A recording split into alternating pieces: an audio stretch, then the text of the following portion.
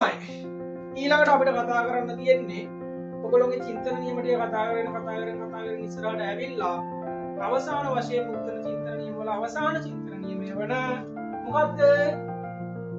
විත්ව නිෂේධන නියමය. විත්ව නිෂේධන නියමය. දැන් විත්වය කියන්නේ මොකක්ද කියලා ඔයගොල්ලෝ දන්නවා. මොකක්ද? දෙකනේ. නේද? විත්වය කියලා කියන්නේ දෙක. ඊට පස්සේ නිෂේධනය කරනවා කියලා කියන්නේ අර නැතාර්ථයේ බවට පත් කරනවා කියන එක. not කරනවා. දැන් අපි ගත්තොත් පත් කනවා කියන එක නැතාර්ථයේ පත් කන්නේ නැත. ඒතකොට not කියන එක අපි තර්ක ශාස්ත්‍රයේ සංකේතකරණය කරන්නේ මෙහෙමයි. මේ විදිහට. හරි. එහෙනම් ද්විත්ව නිෂේධනය කියන්නේ මොකද්ද? දෙපාරක් නිෂේධනය කරනවා. හරි. දෙපාරක් හමුවන කෙනෙක් නෙවෙයි. එහෙමද? දැන් not p දෙවරක් නිෂේධනය කරා. ඕක තමයි ද්විත්ව නිෂේධන නියමයට අයත් වන සංකේතකරණය වෙන්නේ. හැබැයි මේක හැදෙන්නේ කොහොමද කියලා අපි බලුවොත්. දැන් p කියලා කියන එක ගන්නමු. p කියලා කියන්නේ ළමයා අහිංසකයි. හරි. ඔක තමයි ප්‍රකෘති ස්වභාවය. ළමයා අහිංසකයි. p කියලා කියන්නේ ප්‍රතිජානන ප්‍රකෘති ස්වභාවය. ඊට පස්සේ මේක එකපාරක් නිෂේධනය කරොත් not p ළමයා අහිංසක නැත. not p. හරි.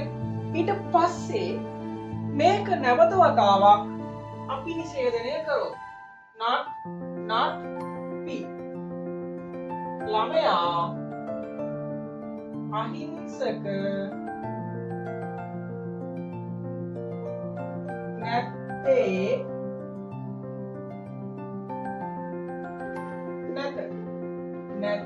නැත ද්විත්ව නිෂේධනයක් දෙපාරක් නිෂේධනය වෙලා. දැන් මෙතන කලින් එකපාරයි නිෂේධනය වුණේ. හරිද? මොන්න ඔහොමයි ද්විත්ව නිෂේධනය හැදෙන්නේ. එතකොට මේ not p කියන එකේ අර්ථය අපි ආයෙත් ඇතුළට බහලා බැලුවොත් කොහොමද වෙන්නේ?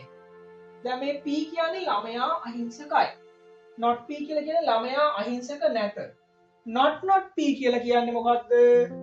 ළමයා අහිංසක නැත්තේ නෑ. ඒ කියන්නේ ළමයා අහිංසක නෑ නෙවෙයි. ළමයා අහිංසක නැත්තේ නෑ. ඒ කියන්නේ මොකද්ද? ළමයා අහිංසකයි කියන එකම තමයිනේ. නේද?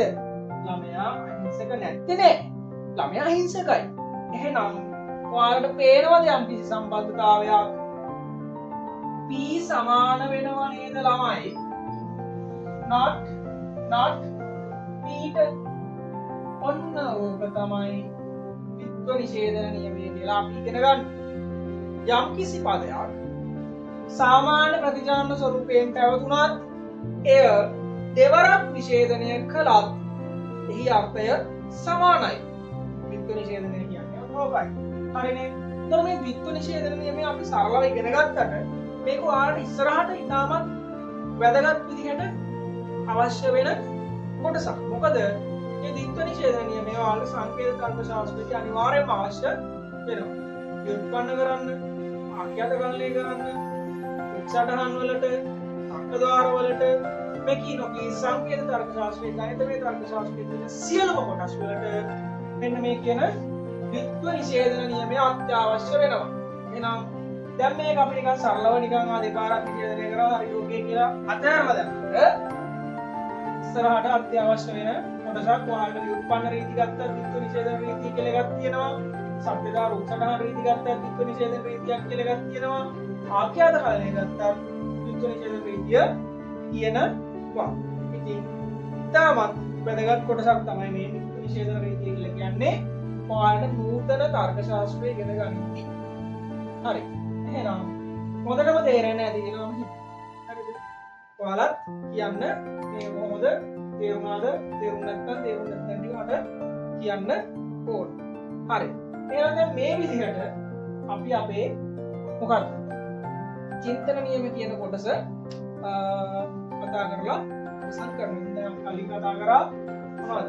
කලින් කොටස් ටික සාම්ප්‍රදායික චින්තන නියම වල තදාත්ම නියමය, මධ්‍ය බහිස්කෘත නියමය, අවිසංවාදී නියමය. ඊට අමතරව නූතන චින්තන නියමයන් වල පර්යාප්ත හේතු මූල ධර්මයේ සහ අනිත් එක මොකද්ද? විත්ව නිෂේධන නියමය කියන කොටස් ටිකක් කතා කරා. ඉතින් මම හිතනවා හොඳ අවබෝධයක් ලැබෙන්න ඇති කියලා. පැහැදිලි නේද ළමයි? තේරුණානේ? මේ විත්ව නිෂේධන නියමය කියන එකට